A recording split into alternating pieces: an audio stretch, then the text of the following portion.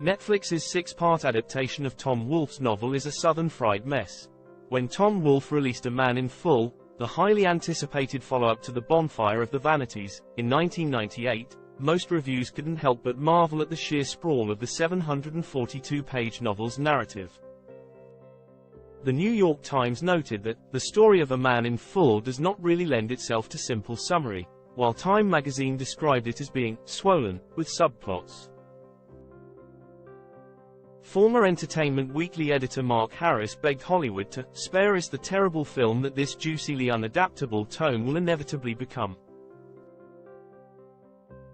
To its credit, Hollywood waited more than a quarter century before bestowing its adaptation of Wolfe's unadaptable work on the public. But Netflix's A Man in Full, created by mega-producer David E. Kelley and starring the usually unassailable Jeff Daniels, is still awful.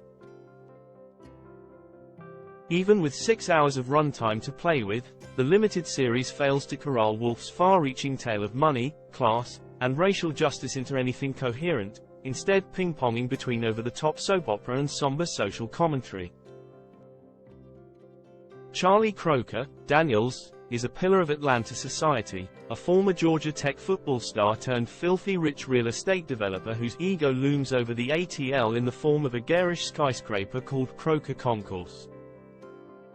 Jetting around on his private plane with his much younger second wife, Serena, Sarah Jones, on his arm, Charlie Croker is untouchable. That is, until a pugnacious banker named Harry Zale, Bill Camp, and his self-loathing loan officer, Raymond Peepgrass, Tom Pelfrey, come to collect the $800 million Charlie owes their institution. Not only must Charlie's lawyer, Roger Hill, A.M. Amin, help his boss out of his financial mess, he also finds himself representing Conrad Hensley, John Michael Hill, the husband of Charlie's assistant, Jill, Shantae Adams, who is arrested for defending himself against a violent police officer, Scott Daniel Johnson, during a traffic stop. Whole lot of huffing and puffing and bluffing going on, scoffs Harry Zale, during one of his contentious meetings with Charlie. It's an apt summary for A Man in Full, which uses its central trio to explore several facets of modern masculinity: Charlie, a toxic titan of industry, Raymond, a milquetoast driver, and Roger, who traded moral purpose for a high paycheck. Fans of Wolfe's novel should be prepared for several deviations from the original, especially with Conrad's story, which takes a far more conventional path, but plenty of plot points remain intact. Charlie still brings important guests, Josh Pais and Andrea Frankel, on an ill-fated trip to the horse-breeding barn at his plantation. He still gets those massive, saddlebag-shaped sweat stains on his dress shirts when under pressure, and his bum knee still needs surgery. Raymond, meanwhile, remains entangled in a legal fight over child support with Surya, Eileen Powell, a Finnish bombshell he impregnated. Kelley's changes seem aimed at consolidating some of the subplots in Wolfe's tale, which is understandable. But the individual elements of the story aren't really the problem with A Man in Full. Instead, it's the challenge of translating Wolfe's singular style of prose, vivid, elaborate, effusive, ornamental, which thrives on the page but can devolve into cartoonish farce on screen. Matching the spirit and vigor of Wolfe's words creates a temptation to go big. Real big.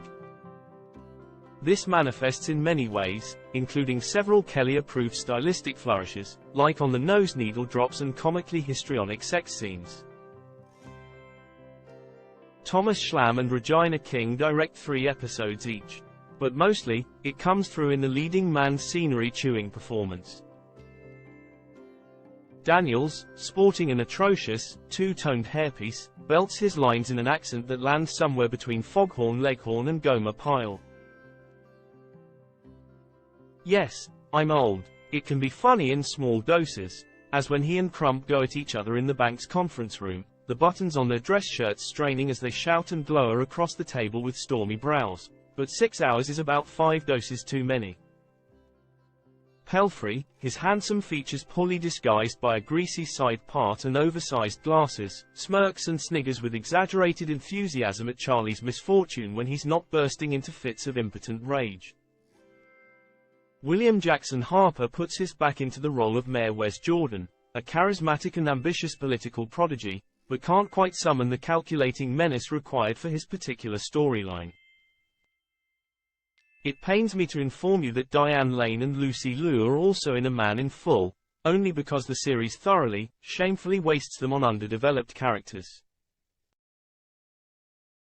Lane plays Charlie's first wife, Martha, who fills her divorced days rattling around an empty mansion and doing step aerobics before entering into an extremely improbable flirtation with Raymond Peatgrass. Liu is Martha's friend Joyce Newman, the polished CEO of a successful beauty brand who gets dragged into Charlie's dealings with Mayor Jordan. Still, she only has a handful of substantive scenes. Lucy freaking Liu, she deserves better. I understand Kelly didn't set out to make A Man in Full and the women who hate him, but after spending 6 hours with Charlie Croker, I can say with certainty that he should have. Grade: A Man in Full premieres Thursday, May 2nd, on Netflix.